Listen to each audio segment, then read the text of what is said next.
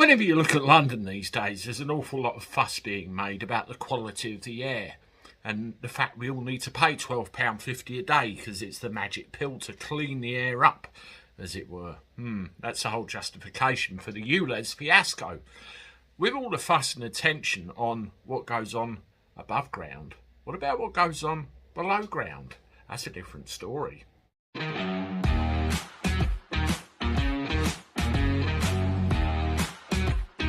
Everybody, welcome back to the channel. Hope you're doing all right. I'm not too bad, not too bad. Let me know how you are in the comments. Everything's all right in your world. This is the last video of the day, pending any doom, disaster, or anything else needs reporting on. And of course, we turn our attention to London. Now, as a guy that lives by the seaside, used to all the fresh air, whenever I go into London,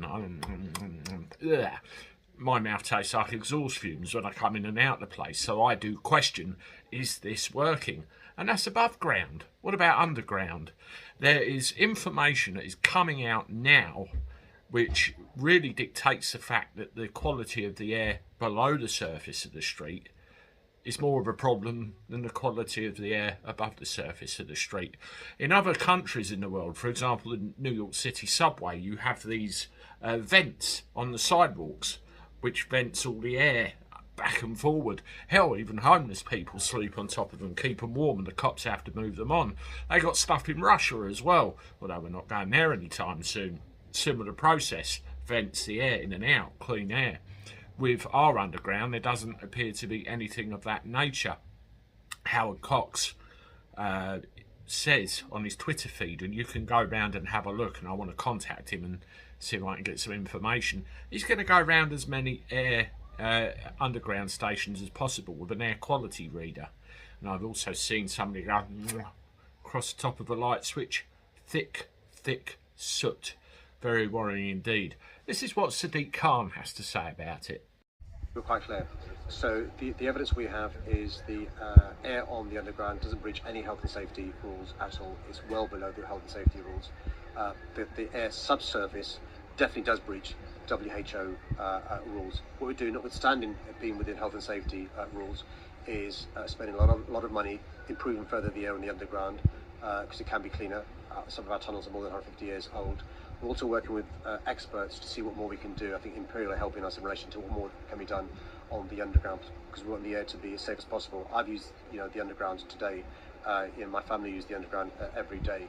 I wouldn't do so if I thought it wasn't safe. And just quickly, do you know when the last time was that TfL tested the air down in the underground and how they they do regularly it? They regularly test the air on the underground and stuff, and they regularly clean the underground as well. There was some pause when the pandemic was taking place for obvious reasons and stuff, but that takes place regularly and stuff. Okay, so you see from that footage, the mayor has downplayed any potential problems, and it's way up there, no problem at all. Although we do need to make things clean. A bit of a contradiction in terms, don't you think? I want to read you a couple of paragraphs right now relating to the report by the WHO, and then you can make your own mind up.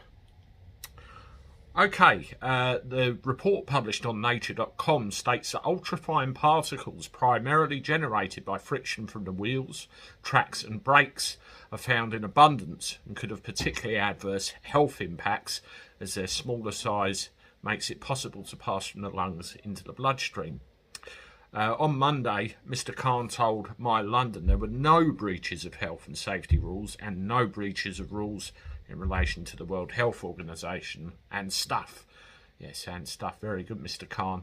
Regarding tube pollution, but the report from December seems to contradict that, stating particulate matter concentration levels in the London Underground are higher than the London background levels and way beyond World Health Organization defined limits.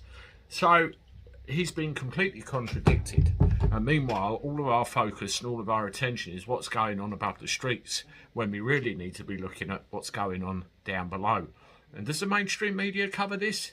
No, it doesn't, and it needs to rapidly. Let me know what you think about this in the comments. I'm off. Thank you very much for your support again today.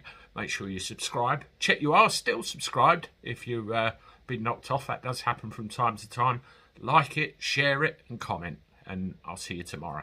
Toodaloo.